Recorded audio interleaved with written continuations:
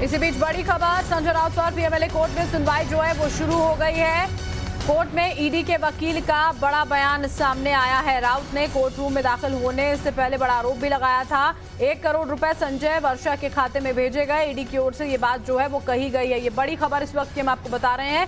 PMLA court में सुनवाई जो है वो संजय राउत पर शुरू हो चुकी है। कोर्ट में ईडी के वकील का बड़ा बयान निकलकर सामने आया, जिसमें यह कहा गया कि संजय और वर्षा राउत के खाते में 1 करोड़ रुपए भेजे गए हैं। शिवानी हमारे साथ लगातार जुड़ी हुई। शिवानी, पीएमएलए कोर्ट में जो सुनवाई है वो शुरू हो चुकी है। ईडी ने सबसे पहले ये बात कही है, ये बड़ी बात, कि संजय और वर्षा राउत के खाते में 1 करोड़ रुपए ट्रांसफर किए गए हैं।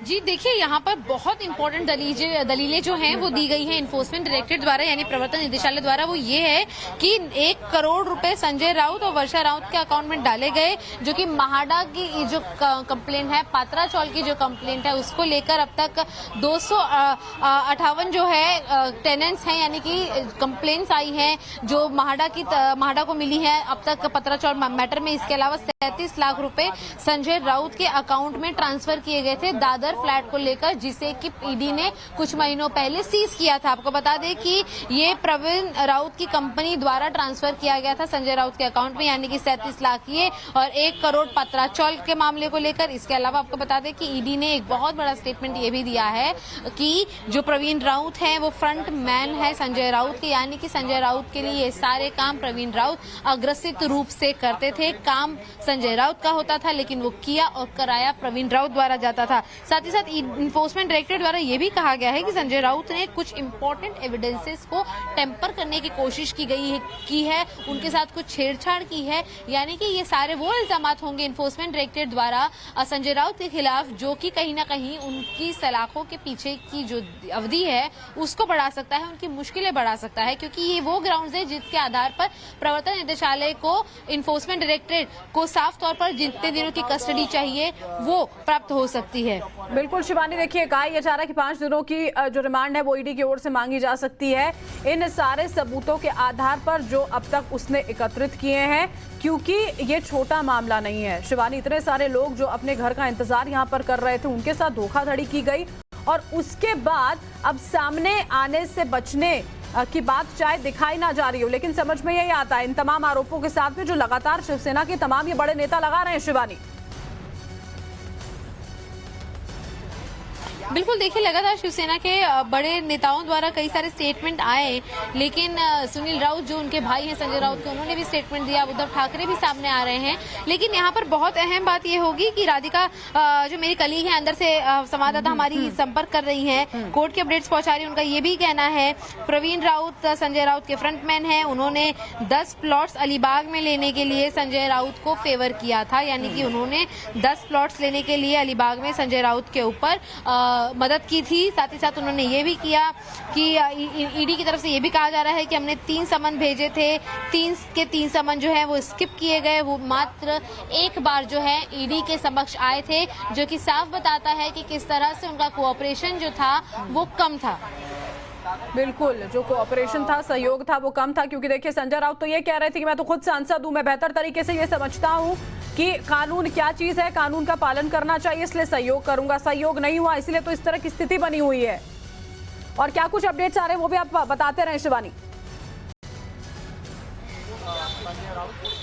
जी बिल्कुल, देखिए लगातार कई बातें संजय राउत द्वारा कही गई संसद होते हुए, लेकिन एक बात यहाँ पर यह भी याद रखने की है कि उन्हें अपने सांसद होने का मान इतना ज्यादा था कि स्वप्ना पाटकर की जो कंप्लेंट है वकुला पुलिस स्टेशन में, उसने बाकायदा एक स्टेटमेंट में जो कि फोन कॉल रिकॉर्डिंग की है। मैं आपको बता दूं कि स्वप्ना पाटकर ने यह कहा था कि 2016 में उन्हें सामना के दफ्तर संजय राउत द्वारा कॉल करके बुलाया जाता है। जब वो पहुंचती हैं, संजय राउत उन पर चीखते चिल्लाते हैं, उनका हाथ पकड़ते हैं, स्वप्ना अपने बचाव में उनका कॉलर पकड़ती है, जिसके बाद संजय राउत द्वारा ये कहा जाता है कि एक सांसद का कॉलर पकड़ने का अंजाम क्या होता है वो आपको देखना होगा, तुम्हारी इतनी हिम्मत कैसे हुई कि तुम एक सांसद का कॉलर पकड़ सको। तो साफ तौर पर ये जो एक एटीट्यूड, एक रवैया है संजय राउत का, कहीं ना कहीं वो यहाँ पर थोड़ा भारी पड़ता हुआ नजर आ रहा है। लेकिन सबसे ज्यादा बात यहाँ पर इंपॉर्टेंट ये हो जाती है कि हम हर तरफ के राजनीतिक पक्ष को यहाँ पर सुन रहे हैं, लेकिन कोई ईडी के ऊपर इल्जाम लगा रहा है, कोई किसी और पॉलिटिकल पार्टी पर लगा रहा है इल्जाम, कोई पॉलिटिकल वेंडेटा कह रहा है, कोर्ट के अंदर लीगल टर्म से बात की जा रही है। यहाँ पर बहुत बड़ी, दरअसल एक बड़ी खबर आ रही है, उसका हमें यहाँ पर रुक करना होगा। ईडी ने संजय राउत की 8 दिनों की कस्टडी मांगी है। बड़ी खबर,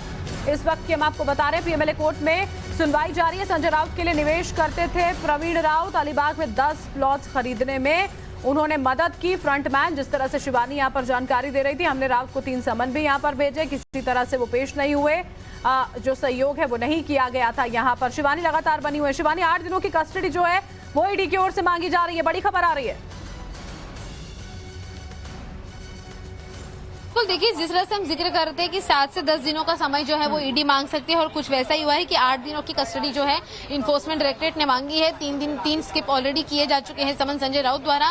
क्वेश्चनिंग का जो सिलसिला है वो काफी ज्यादा लंबा रहने वाला है। जितने डॉक्यूमेंट्स मिले हैं, जो इलेक्ट्रॉनिक गैजेट्स मिले हैं इन्फोर्समेंट डायरेक्टरेट को, उसे भी पूरी तरह से स्कैन किया जाएगा। तो कहा जा सकता है साफ तौर पर कि 8 दिनों की कस्टडी उन्होंने मांगी है। हालांकि कोर्ट अब जब है ईडी का पूरा पक्ष सुन चुकी है, उसके बाद अब संजय राउत द्वारा भी जो अपने पक्ष है उसे सुनाया जाएगा और उसके आधार पर ईडी को कितने दिनों की कस्टडी मिलेगी वो काफी ज्यादा इंटरेस्टिंग होगा देखना। लेकिन 8 दिनों की कस्टडी कोई छोटी बात नहीं है, ये कहना बिल्कुल गलत नहीं होगा फिलहाल इस मौके पर। बिल्कुल, 8 दिनों की कस्टडी देखिए ईडी की ओर से यहाँ पर मांगी गई है। पीएमएलए कोर्ट में जो सुनवाई है वो लगातार जारी है। हमारे सहयोगी शिवानी एक अपडेट हम तक पहुंचा रही है। शिवानी, और ये महत्वपूर्ण बात भी देखिए कही गई है कि जो तमाम सबूत यहाँ पर निकलकर सामने आ रहे थे वो उन्हीं संजय राउत की ओर से टेम्पर करने की कोशिश की गई, जो ये कहते हैं कि वो पाक साफ है, कोई घोटाला नहीं हुआ और अगर कुछ होगा तो वो सामने आ जाएगा।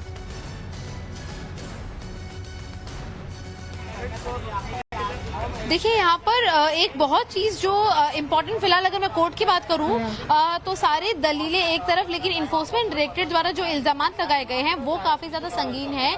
क्योंकि सादे तौर पर इन्होंने, जिस तरह से हमने देखा कि 8 दिनों की कस्टडी मांगी, ये कहा कि 1 करोड़ रुपए संजय राउत और उनकी पत्नी को दिए गए, 37 लाख रुपए संजय राउत को दादर की प्रॉपर्टी के लिए दिए गए। उसके साथ साथ ये बताया जा रहा है कि लगातार संजय राउत के पावर का, उनके नाम का इस्तेमाल प्रवीण राउत द्वारा किया जा रहा था, जिसको लेकर प्रॉपर्टीज बनाई जा रही थी, जिसको लेकर मनी लॉन्ड्रिंग की जा रही थी। जिस तरह से अपने दर्शकों को सबसे पहले बताया था कि माहाडा के ऑफिसर्स को अनऑफिशियल ऑर्डर्स दिए गए थे इस पूरे प्रोसेस को आगे बढ़ाने के लिए, और ये प्रोसेस प्रवीण राउत के ऊपर इतना भारी पड़ा था कि पहले इकोनॉमिक ऑफिस विंग जो है उन्होंने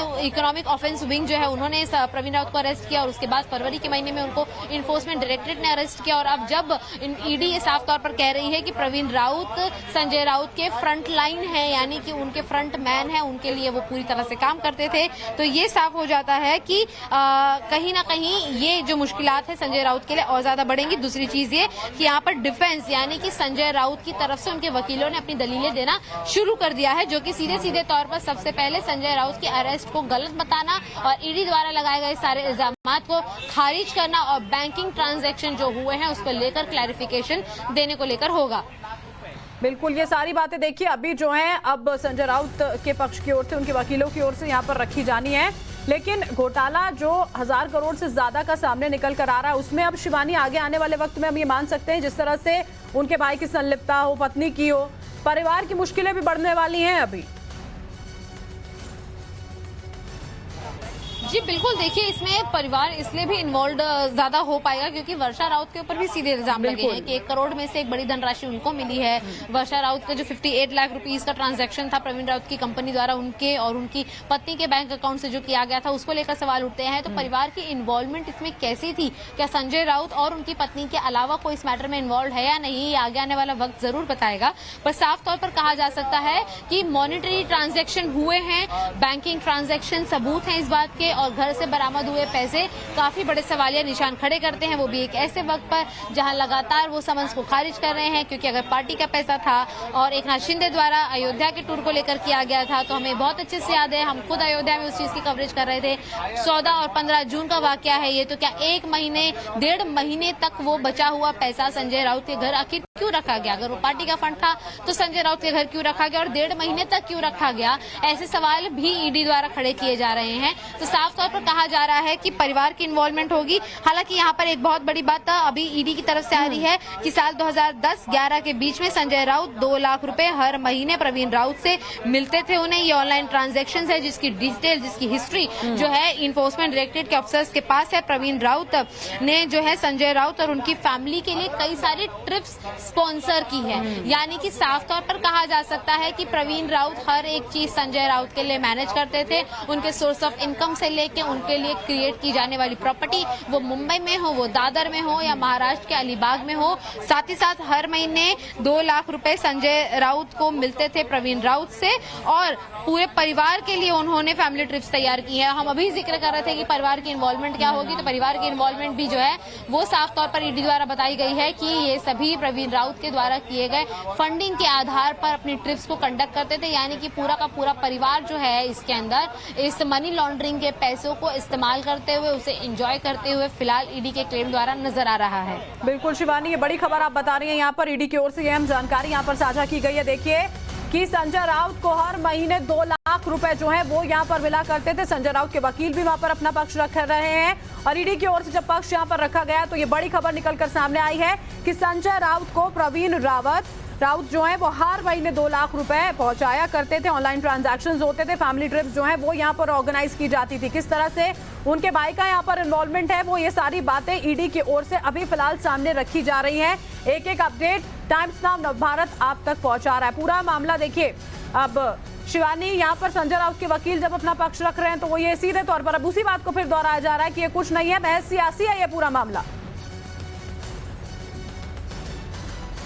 बिल्कुल, देखिए महज इसको सियासी कहने वाले लोगों के लिए एक बहुत बड़ा ईडी द्वारा जो बयान है वो होगा, क्योंकि इसमें साफ तौर पर कहा गया है कि HDIL का जो पैसा है जो प्रवीण राउत को रिसीव हुआ वो 112 करोड़ रुपए का है। और 112 करोड़ रुपए कितनी बड़ी राशि होती है ये हर व्यक्ति समझ पाएगा। हाँ, हालांकि आम आदमी ने शायद एक साथ ना देखे हो, लेकिन संजय राउत का नाम इस बीच में इस पूरे केस में तब आया जब उनके नाम पर उनके खाते में 1 करोड़ 60 लाख रुपए ट्रांसफर हुए थे। तो सीरीज ऑफ ट्रांजैक्शंस हम यहाँ पर देख रहे हैं। पहले 1 करोड़ उनके और उनकी पत्नी के नाम पे, 37 लाख संजय राउत के नाम पे, और उसके बाद अब 1.6 करोड़ रुपए दोबारा संजय राउत के नाम पे, और हर महीने 2 लाख रुपए संजय राउत को मिलते थे साल 2011 के बीच में। ये भी साथ ही साथ यहाँ पे अब जो संजय राउत का पक्ष है वो ये भी कह रहा है कि महाराष्ट्र पॉलिटिकल जो एटमॉस्फेयर है, यानी कि जो माहौल फिलहाल महाराष्ट्र के अंदर राजनीतिक रूप से चल रहा है, उसको देखते हुए जो ईडी का एक्शन है वो लिया जा रहा है। ये एक पॉलिटिकल वेंडेटा है और एक टारगेटेड एक्शन है, यानी कि साजिश। जिस तरीके से हम बात करें कि कोर्ट के प्रीमाइसेस में घुसने के साथ साथ संजय राउत द्वारा ये कहा गया कि ये एक साजिश रची जा रही है जिसमें वो लड़ेंगे और जीतेंगे भी, तो उसी को लेकर उनके वकील जो है वो भी वकालत करते हुए यहाँ पर बता रहे हैं कि एक पॉलिटिकल वेंडेटा है, एक राजनीतिक साजिश कह सकते हैं इसे, साथ ही साथ टारगेट एक्शन है, यानी कि जानबूझकर संजय राउत के खिलाफ इस तरीके की प्रतिक्रियाएं, इस तरीके की कार्यवाही जो है वो की जा रही है।